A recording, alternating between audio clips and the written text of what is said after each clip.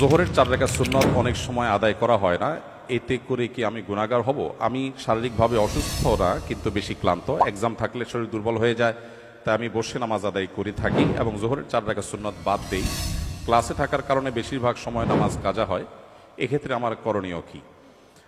ধন্যবাদ। প্রথম কথা হলো যে ইমানদারের কাছে নামাজের চাইতে ইম্পর্টেন্ট কোনো বিষয় নেই।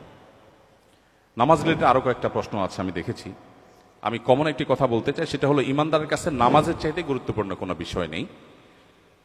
অতএব পড়াশোনার অজুহাতে কিংবা এক্সামের অজুহাতে কোনো অজুহাতেই নামাজকে পেছাবাদ বা নামাজকে বাদ দেওয়ার কোনো সুযোগ নেই। আপনি অসুস্থ, দাঁড়িয়ে নামাজ পড়তে পারছেন না, তাহলে আপনি এক্সাম দিয়েছেন, ক্লাস করেছেন, অন্য সব কাজগুলো নিশ্চয়ই স্বাভাবিকভাবে করেছেন, তাহলে নামাজ কেন আপনি পারবেন না? আজকাল বিশেষ করে একটু কষ্ট, একটু শরীরটা মেজমেজ করছে, একটু খারাপ লাগছে, এই অজুহাতে চেয়ার টেনে বসে নামাজ পড়াটা ফ্যাশনের বিষয়ে পরিণত হয়ে গেছে।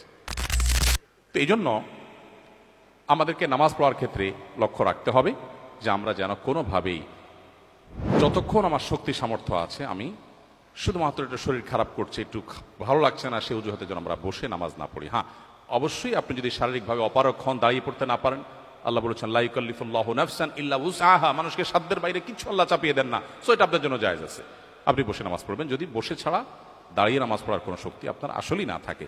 আর সুন্নাহগুলো ইম্পর্টেন্ট, নবী সাল্লাল্লাহু আলাইহি সাল্লাম সচরাচর কখনো ছাড়তেন না। আপনার কখনো কোনো অসুবিধা তৈরি হয়েছে বিশেষ পরিস্থিতিতে, এটা বাদ দিলেন, তাতে গুনাহ হবে না ইনশাআল্লাহ।